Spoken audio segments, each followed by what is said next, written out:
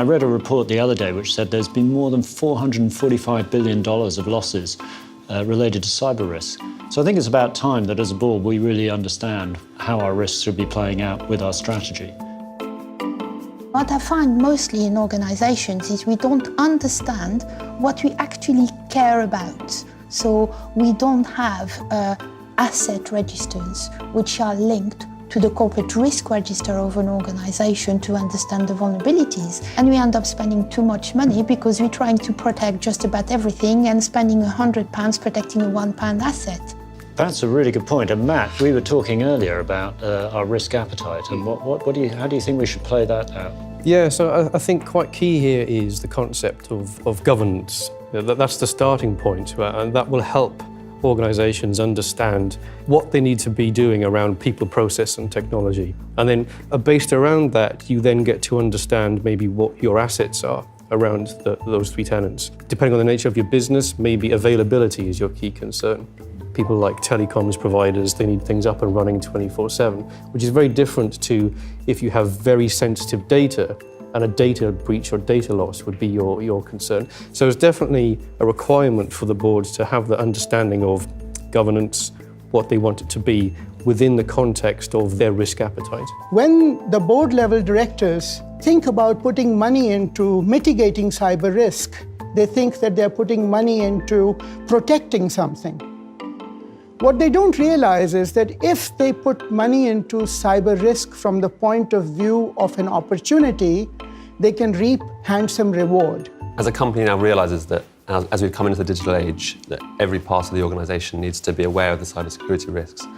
I still think, though, if you focus too much on the digital side and not enough on the people, whether that's internal to the company or external to the company, it's really to do with the culture of the company and how you deal with that going forward. Are proper checks done when you work with external organisations? I'd really like to talk now a little bit about how to build resilience into the organisation as a board. This, to me, is just as important a discussion as we would be building resilience into our supply chain.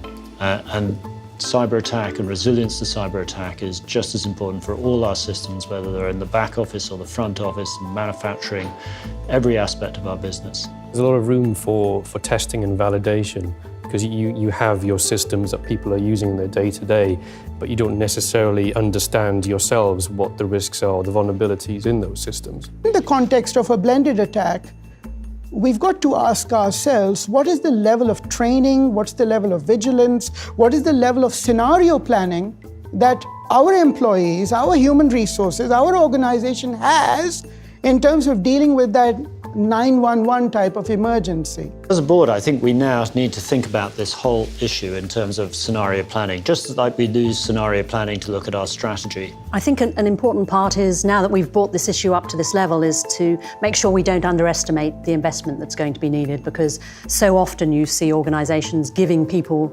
down on the front line challenges and targets without committing the money that's needed. I think we also need to really do some big picture, some bold scenario planning around what could happen, because it's very hard for most of us to imagine all the different types of things we could be hit with. I think, bringing in some outside experts maybe to take the board through half a day of, what are the things that can really go wrong, because that will then allow us to push some of that thinking down through the organisation as well.